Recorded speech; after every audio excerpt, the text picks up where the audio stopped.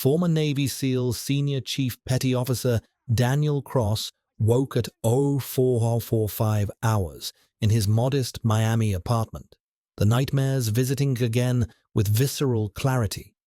19 years of SEAL operations had carved deep grooves in his psyche, but it was the accumulation of injuries, shrapnel wounds, blast concussions, torn ligaments, chronic pain, that finally forced medical retirement 15 months ago at age 41. The severe PTSD diagnosis came as no surprise. Studies showed that up to 30% of Afghanistan and Iraq war veterans developed PTSD, with even higher rates among those who saw heavy combat. The symptoms were textbook, recurring memories and nightmares about traumatic events, sleep problems, hypervigilance, difficulty concentrating, anger and irritability, feelings of detachment from others, and loss of interest in activities he'd once enjoyed. What civilians didn't understand was that PTSD wasn't weakness. It was a human reaction to abnormal situations, the psychological cost of years spent in environments where violence was constant and death was always close. Daniel's morning ritual was military precision applied to civilian survival. Wake, bathroom, medications arranged with pharmaceutical discipline. Sertraline for PTSD, gabapentin for nerve pain, ibuprofen for the chronic ache in his left knee and right shoulder. Breakfast at exactly 0600, because routine was the scaffolding holding his fractured mind together. Then the checklist, laminated and mounted on the refrigerator. Check calendar, review client schedule, pack toolkit, verify phone charged, confirm appointment times. His constant companion was Titan, a 7-year-old German shepherd who served as Daniel's PTSD service dog. Titan had been trained through a specialized non-profit program pairing combat veterans with service dogs, learning to detect when Daniel's stress levels spiked toward panic attacks to provide nightmare interruption that allowed Daniel to sleep more than 3 hours consecutively and to offer mobility assistance when Daniel's combat injuries flared and made walking difficult. Research showed that service dogs significantly reduced PTSD symptoms in veterans.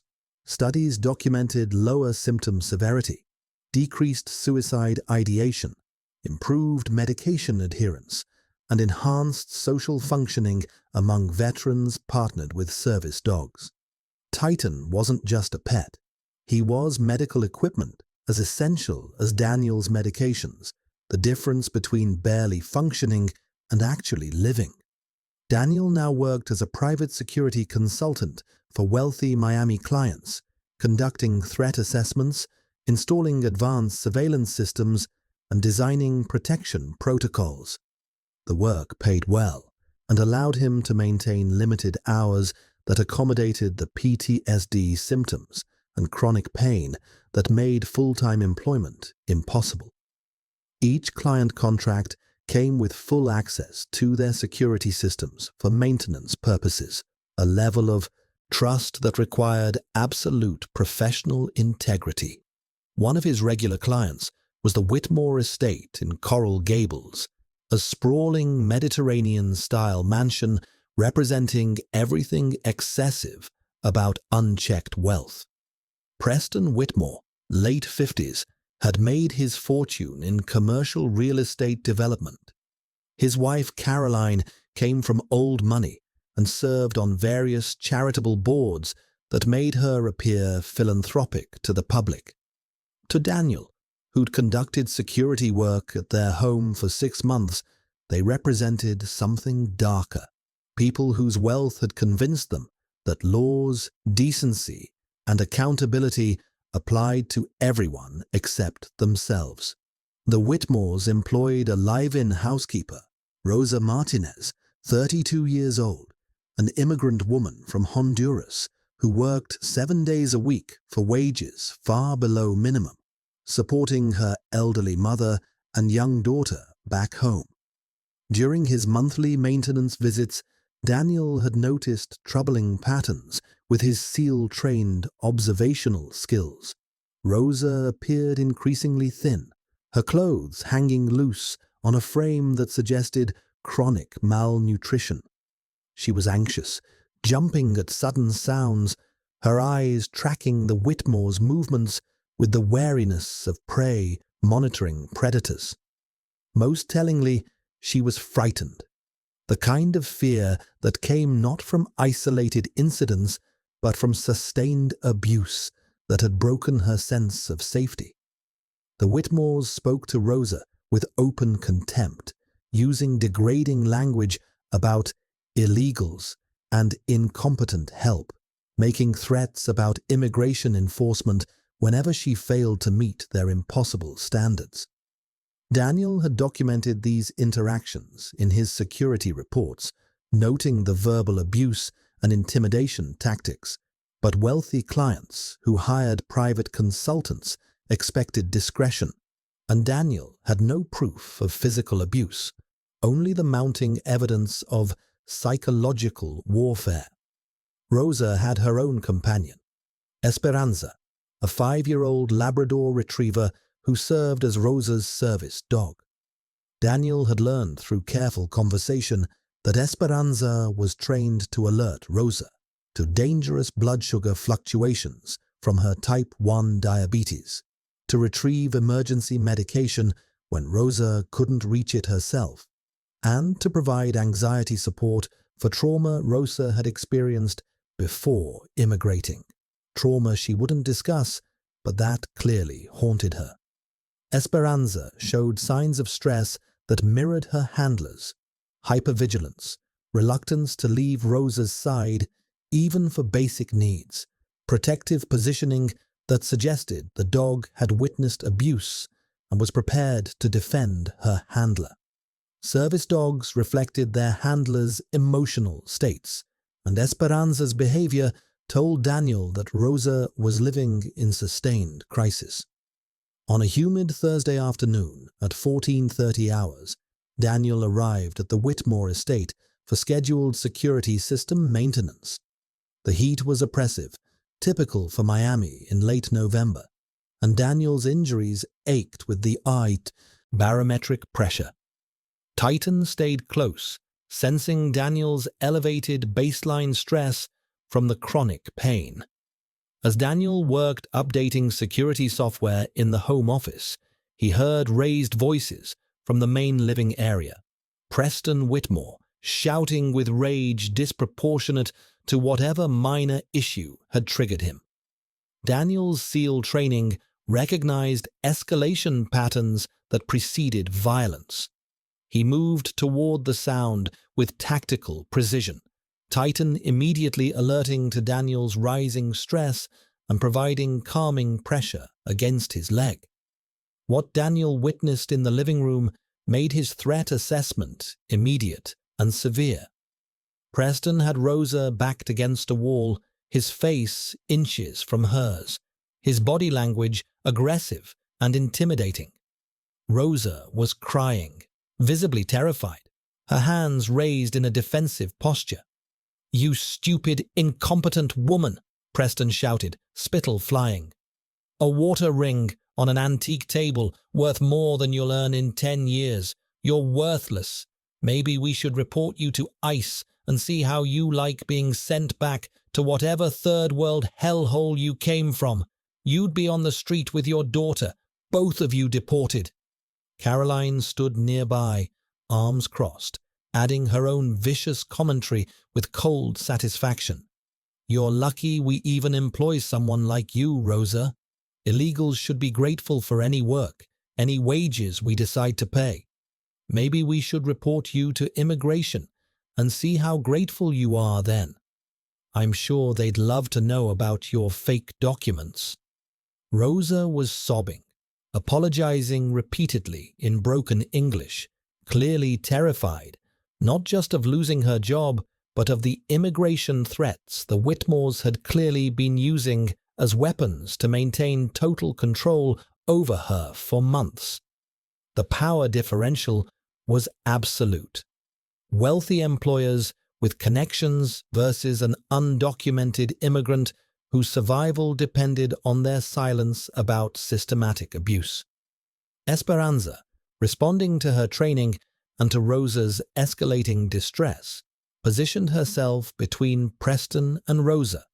The dog was doing exactly what she'd been trained to do under Florida law, providing task-oriented assistance during a medical emergency, as Rosa's blood sugar was clearly spiking dangerously from the stress. Preston's response was shocking in its brutality and criminality. He kicked Esperanza with enough force to send the 65-pound Labrador yelping across the marble floor, the dog's body hitting expensive furniture before collapsing in pain. "Your stupid dog has no right to threaten me in my own house. This animal is vicious. I should have it destroyed. How dare this mutt challenge me?" Caroline added with a sneer of satisfaction. "Rosa, you're fired. Get out of our house immediately, and take that dangerous mutt with you. If it can even walk after that, we'll be reporting this vicious animal to authorities." Rosa rushed to Esperanza, sobbing, cradling her injured service dog while the Whitmores continued their verbal assault. Rosa was trapped in a nightmare scenario. No financial resources, terrified of deportation that would separate her from her daughter, and now facing loss of both her job and the service dog, who provided critical medical alerts that literally kept her alive. The power differential was absolute. Wealthy employers with political connections versus an undocumented immigrant whose survival had depended on silence about systematic abuse.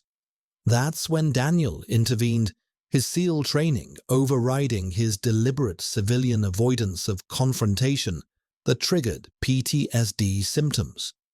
Titan positioned himself protectively as Daniel made his tactical assessment. He was witnessing multiple felonies in progress: assault on Rosa through intimidation and threats, criminal animal cruelty specifically targeting a federally protected service dog, labor exploitation, and abuse of power leveraging immigration status to silence a victim. "Stop," Daniel said, with the calm authority of 19 years of military service. Despite his elevated heart rate and the adrenaline spike that threatened to trigger a full PTSD episode. "You just committed multiple felonies that I witnessed and your own security cameras recorded. Step away from her. Now."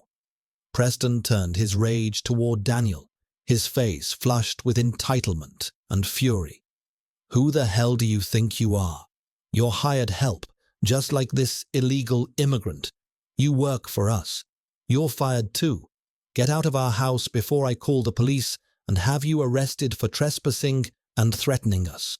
Daniel didn't move, Titan maintaining controlled position despite Daniel's elevated stress, requiring active medical support. "I'm retired Navy SEAL Senior Chief Daniel Cross. Titan is my registered PTSD service dog. I'm not trespassing. I have contracted legal access to your security system for maintenance purposes. More importantly, I'm a witness to multiple felonies. You assaulted Rosa. Visible intimidation and direct threats constitute assault under Florida statutes. You kicked her service dog with enough force to cause visible injury. That's interference with a service animal under Florida Statute 413-8, which makes it a second-degree misdemeanor punishable by up to 60 days in jail and $500 fine. You also violated federal ADA provisions protecting service animals. I witnessed everything. Your home security cameras recorded it with timestamps and audio. This ends now." Caroline attempted intimidation with the confidence of someone who'd never faced consequences. "We have expensive lawyers. We have connections throughout Miami. Our family knows the mayor, half the city council, and the police chief personally. You're nobody, just a broken veteran with PTSD working a security job you're lucky to have. Who do you think they'll believe when we tell them you attacked us? Daniel's response, delivered through his PTSD symptoms, while Titan provided the grounding pressure that kept him functional. Florida Statute 413.08 explicitly protects service animals. Interfering with, denying access to, or injuring a service dog is criminal, punishable by jail time and fines. The ADA provides additional federal protections. Your wealth doesn't change Florida law. Rosa's immigration status doesn't forfeit her right to protection from assault or her legal right to have her service dog assist her medical needs. I'm calling Miami-Dade Police, Adult Protective Services, and immigration advocacy organizations. Your own security cameras provide comprehensive video evidence. Your wealth buys expensive lawyers. It doesn't buy immunity from felony charges when video evidence and credible witnesses document your crimes. Daniel immediately called 911 while providing assistance, photographing Rosa's visible injuries where Preston had grabbed her arms, calling emergency veterinary care for Esperanza, and most critically, connecting Rosa with immigration attorneys and labor rights advocates through veteran organizations Daniel worked with, who specialized in helping vulnerable populations. His SEAL operational planning skills, once applied to combat missions, now organized comprehensive civilian defense. While waiting for police arrival, Daniel used his security system access credentials to preserve camera footage showing the Whitmore's pattern of abuse over the past 6 months. The video evidence was damning. Repeated instances of Preston and Caroline verbally abusing Rosa. Threats about immigration enforcement used as weapons whenever Rosa objected to impossible demands. Wages withheld as punishment for minor infractions. And physical aggression, including today's assault where Preston had backed Rosa against the wall and Caroline had watched approvingly before Preston kicked Esperanza. Miami-Dade police arrived within 12 minutes with animal control officers who specialized in service dog cases. Daniel provided SEAL precision witness statement despite his PTSD symptoms, making the confrontation exhausting. Comprehensive timeline with specific timestamps from security footage. Exact legal violations with Florida statute citations. Complete documentation of systematic abuse patterns, and video evidence locations within the security system he maintained professionally. Rosa, supported by Daniel's presence and the immigration attorney who'd arrived within 30 minutes of Daniel's call, provided her account through tears and trauma. Months of escalating threats using her immigration status as a weapon, wages systematically withheld for fabricated infractions, her passport and documents confiscated by the Whitmores to prevent her from leaving, constant intimidation designed to ensure she never reported the abuse, and living in sustained terror that any complaint would result in deportation, separating her from her daughter. Esperanza's veterinary examination by animal control confirmed injuries absolutely consistent with being kicked by an adult male, bruised ribs, soft tissue trauma, pain response indicating recent blunt force impact to her torso. The veterinarian's report explicitly noted that Esperanza was a certified service dog under both Florida and federal law, making the assault on her a specific criminal offense rather than simple animal cruelty. The Whitmores were arrested on multiple charges: assault under Florida statutes for the intimidation and physical threats against Rosa, felony animal cruelty under Florida statute 828, 12 for deliberately kicking a service dog causing injury, interference with a service animal under Florida statute 403.08, labor trafficking under federal law for using immigration status threats to coerce unpaid labor, wage theft for systematically withholding Rosa's earnings, and witness intimidation for their threats against both Rosa and Daniel during the police response. But within 72 hours, the Whitmore's expensive legal team, a prestigious Miami firm specializing in defending wealthy clients, began an aggressive defense strategy designed to use their resources to avoid accountability, claiming Rosa had attacked Preston first, and Esperanza was a dangerous, aggressive dog that threatened him in his own home. Arguing Daniel was an unreliable witness due to his PTSD diagnosis and combat-related mental illness, making his perception fundamentally distorted. Using political connections to pressure prosecutors and suggest the case wasn't worth pursuing.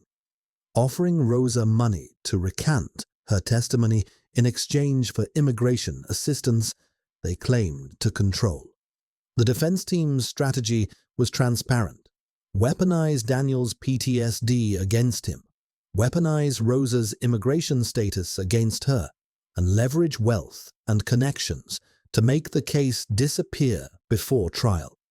They filed motions claiming Daniel had violated his security consultant contract by accessing cameras without authorization. False. His contract explicitly granted maintenance access. That his PTSD made him prone to misinterpreting normal interactions as threats, a common tactic for discrediting veterans with combat-related mental illness, and that Rosa was an opportunistic illegal immigrant looking for a payday. Daniel organized a comprehensive counter-strategy using his SEAL operational skills, coordinated with civil rights attorneys from multiple organizations who took Rosa's case pro bono after reviewing the overwhelming video evidence, contacted investigative journalists at major Miami media outlets with documented proof of systematic labor trafficking by wealthy socialites, worked with veteran advocacy groups who recognized the Whitmore's tactics as discriminatory attacks on a disabled combat veteran's credibility, filed formal complaints with the Department of Labor documenting wage theft and human trafficking, and most importantly, compiled comprehensive documentation of Florida's explicit legal protections for service animals that made the Whitmore's dangerous dog claims legally irrelevant.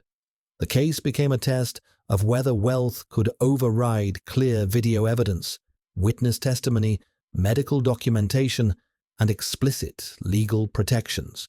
The Whitmores leveraged every connection, political pressure through friendly city council members, media manipulation through paid PR firms, portraying them as victims of a dangerous illegal immigrant's vicious dog, and an unstable veteran making false accusations, and aggressive legal maneuvering, including attempts to suppress the security camera evidence Daniel had preserved. But Daniel's documentation was overwhelming and his credibility unassailable. 6 months of security footage showing the systematic abuse pattern with timestamps and audio. Rosa's medical records from a free clinic documenting stress-related health complications, including dangerous blood sugar fluctuations. Esperanza's veterinary records confirming the kick injury with medical precision. Daniel's service record showing 19 years of exemplary military service with no history of false reporting or instability. Expert testimony from veterinarians and service dog trainers explaining that Esperanza's protective positioning was appropriate trained behavior, not aggression. And critically, Florida Statute 41308's explicit language protecting service animals regardless of their handler's immigration status. The media coverage shifted dramatically when investigative journalists obtained the security footage Daniel had preserved. Local television news broadcast edited clips showing Preston kicking Esperanza while Rosa sobbed, the Whitmores making explicit threats about immigration enforcement, and Daniel's calm professional intervention, while Titan provided visible medical support for his PTSD symptoms. The optics were devastating. Wealthy socialites who served on charitable boards systematically abusing and exploiting a vulnerable immigrant woman while assaulting her medical alert service dog. Public pressure reached critical mass when veteran organizations and immigrant advocacy groups held joint press conferences highlighting that the Whitmores represented dual forms of abuse, exploiting vulnerable workers through immigration status threats and attacking disabled veterans' credibility by weaponizing combat-related PTSD diagnoses. The coalition demanded accountability and explicit enforcement of service animal protection laws. The criminal trial of Preston and Caroline Whitmore became a referendum on whether wealth could purchase immunity from laws protecting vulnerable people and service animals. The prosecution's case was methodical and overwhelming. 60-plus security camera clips showing systematic abuse over 6 months. Rosa's testimony about sustained labor trafficking using immigration threats as weapons. Esperanza's veterinary records confirming blunt force trauma from being kicked. Daniel's credible witness testimony, backed by his impeccable military service record, and expert witnesses explaining Florida's explicit legal protections for service animals. The defense attempted to portray Preston's kick as a defensive reaction to an aggressive dog threatening him in his own home. The prosecution's response was devastating. Video footage clearly showing Esperanza positioned calmly between Rosa and Preston, in classic service dog protective behavior, not aggressive posturing. Expert testimony from certified service dog trainers explaining that protective positioning during handler distress was exactly what medical alert dogs were trained to do. And Esperanza's complete training and certification records documenting her as a diabetes alert dog with zero history of aggression. The defense attempted to undermine Daniel's credibility by emphasizing his PTSD diagnosis, arguing his combat-related mental illness made his perception unreliable. The prosecution's counter was powerful. Mr. Daniel Cross's PTSD resulted from 19 years serving this country as a Navy SEAL in some of the most dangerous combat environments in modern warfare. Studies show that up to 30% of Afghanistan and Iraq war veterans develop PTSD, with higher rates among those who saw heavy combat like Mr. Cross. His service dog Titan helps him manage symptoms that are the direct result of honorable service protecting this country. His PTSD diagnosis doesn't affect his observational skills, his memory of events, or his credibility. It affects his ability to function in high-stress situations without medical support, which is exactly why Titan provides trained intervention. The defense is attempting to weaponize a combat-related disability against a decorated veteran to protect wealthy defendants who committed obvious felonies captured on video. This court should reject that offensive strategy and recognize that PTSD reflects sacrifice, not unreliability. Rosa testified about the sustained nightmare of working for the Whitmores, systematic wage theft where they'd withhold payment for fabricated infractions, her confiscated passport that Preston kept locked in his safe, preventing her from leaving. Constant threats about calling ICE and having her deported, separating her from her daughter, the terror of living under complete control of people who'd convinced her that their wealth and connections made them untouchable, and the absolute dependence on Esperanza for medical alerts that had prevented diabetic comas on multiple occasions. Medical experts testified about type 1 diabetes' dangers, how rapid blood sugar fluctuations could cause loss of consciousness, seizures, coma, and death without proper intervention. How service dogs, like Esperanza, were trained to detect chemical changes in their handler's body, signaling dangerous glucose levels minutes before the handler consciously recognized symptoms. And how kicking Esperanza wasn't just animal cruelty, but potentially life-threatening interference with Rosa's critical medical equipment. The jury deliberated for less than 6 hours before returning verdicts that sent shockwaves through Miami's wealthy communities. Preston Whitmore, guilty on all counts. Felony animal cruelty for kicking a service dog under Florida Statute A28.12.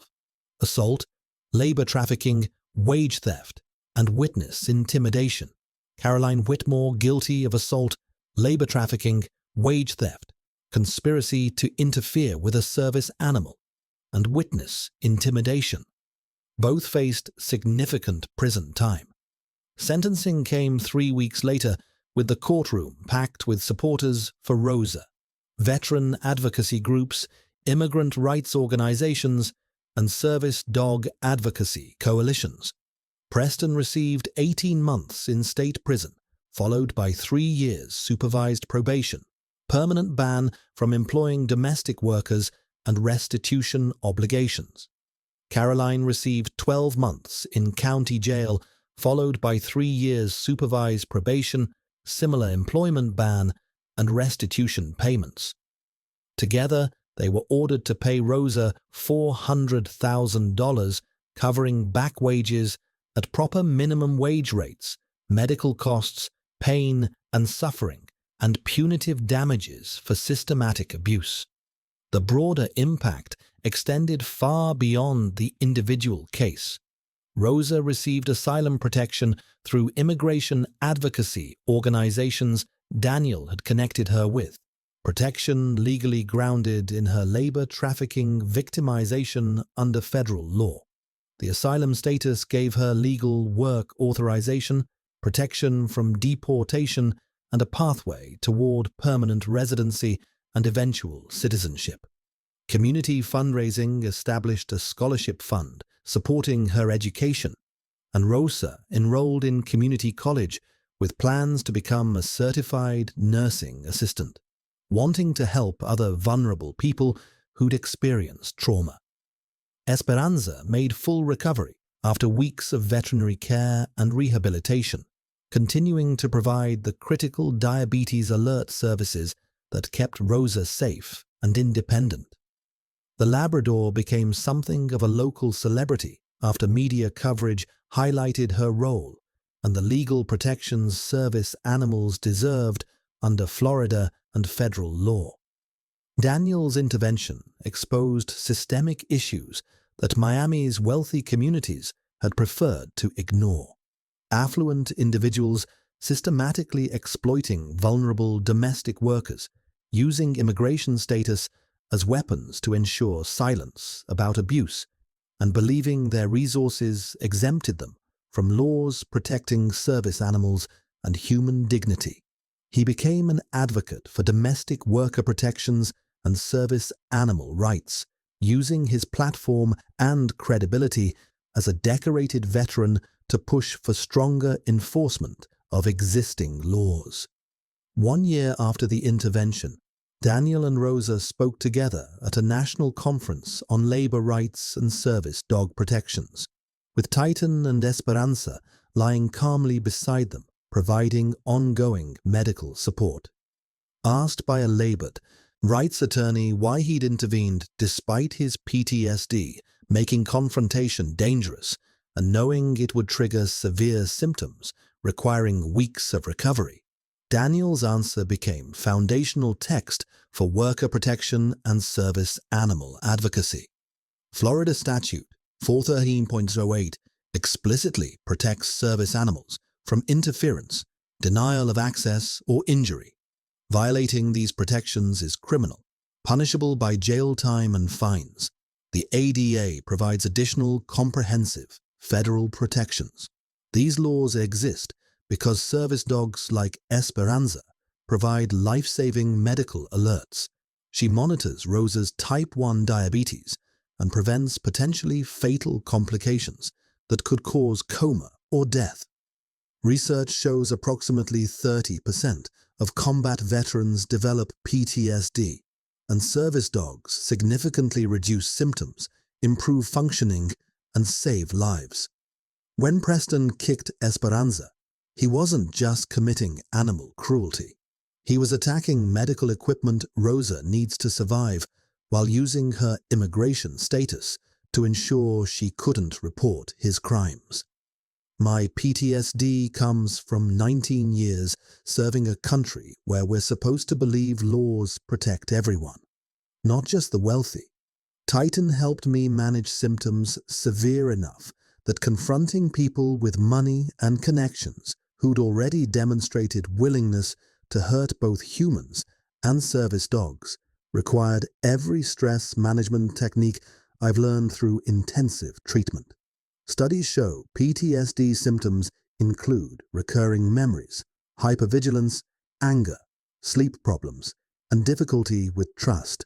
But those symptoms don't diminish observational skills or moral obligation to act when witnessing injustice.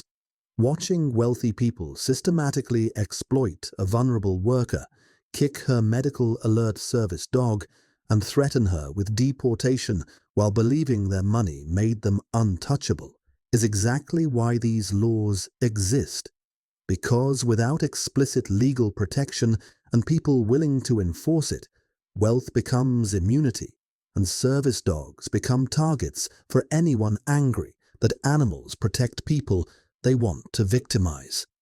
Sometimes, doing what's right means remembering that Florida law says clearly, interfering with a service dog is criminal regardless of the handler's immigration status, that PTSD reflects sacrifice rather than unreliability, and that even disabled veterans who struggle daily with combat-related symptoms have a duty to defend those who can't defend themselves against people whose wealth has convinced them that laws, service dog protections, and human dignity don't apply when you're rich enough to believe accountability is for other people.